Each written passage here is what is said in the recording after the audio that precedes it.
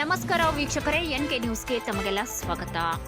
ಬೈಲಹೊಂಗಲ ಪಟ್ಟಣದಲ್ಲಿ ಇಂದು ರಾಜ್ಯಪಾಲರ ಮಲತಾಯಿ ಧೋರಣೆ ಖಂಡಿಸಿ ಬೈಲಹೊಂಗಲ ಉಪವಿಭಾಗಾಧಿಕಾರಿಗಳ ಮೂಲಕ ರಾಷ್ಟ್ರಪತಿಗಳಿಗೆ ಶಾಸಕ ಮಹಾಂತೇಶ್ ಕೌಜಲ್ಗಿ ನೇತೃತ್ವದಲ್ಲಿ ಕಾಂಗ್ರೆಸ್ ಪಕ್ಷದ ಹಿರಿಯ ಮುಖಂಡರು, ಬ್ಲಾಕ್ ಅಧ್ಯಕ್ಷರು, ಕಾಂಗ್ರೆಸ್ ಪಕ್ಷದ ಕಾರ್ಯಕರ್ತರು ಮನವಿ ಸಲ್ಲಿಸಿದರು.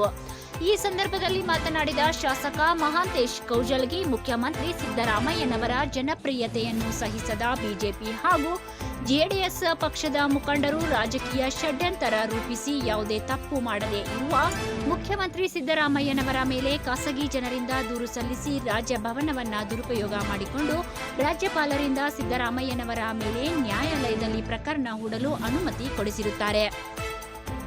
ರಾಜ್ಯಪಾಲರು ಸಂವಿಧಾನವನ್ನ ಎತ್ತಿ ಹಿಡಿಯುವ ಬದಲಾಗಿ ಸಂವಿಧಾನ ಕಗ್ಗೊಲೆ ಮಾಡಿದ್ದು ಸಚಿವ ಸಂಪುಟದಲ್ಲಿ ತೀರ್ಮಾನಿಸಿ ಕಳಿಸಿದ ಸಲಹೆಗಳಿಗೆ ಕಿಂಚಿತ್ತೂ ಬೆಲೆ ಕೊಡದೆ ಸಂವಿಧಾನ ಬಾಹಿರವಾಗಿ ಕಾರ್ಯನಿರ್ವಹಿಸಿದ್ದು ಖಂಡನೀಯ. ಬಿಜೆಪಿ ರಾಜ್ಯದಲ್ಲಿ ಎಂದೋ ಸ್ವಂತ ಬಲದ ಮೇಲೆ ಅಧಿಕಾರ ಪಡೆದಿಲ್ಲ.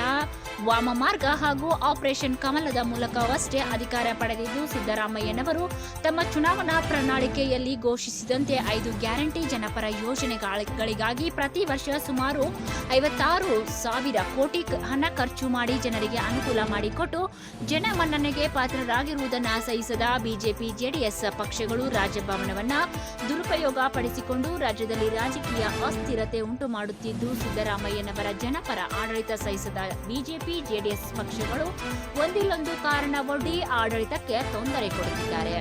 ನ್ಯಾಯವಾಗಿ ಕೇಂದ್ರ ಸರ್ಕಾರದಿಂದ ರಾಜ್ಯಕ್ಕೆ ಬರಬೇಕಾದ ಹಣವನ್ನ ಸಹ ಕೇಂದ್ರ ಸರ್ಕಾರ ನಿಗದಿತ ಸಮಯದಲ್ಲಿ ಬಿಡುಗಡೆ ಮಾಡದೇ ಇರುವುದರಿಂದ ಸರ್ಕಾರವು ಮಾನ್ಯ ಸುಪ್ರೀಂ ಕೋರ್ಟ್ ಮೊರೆ ಹೋಗಿತ್ತು.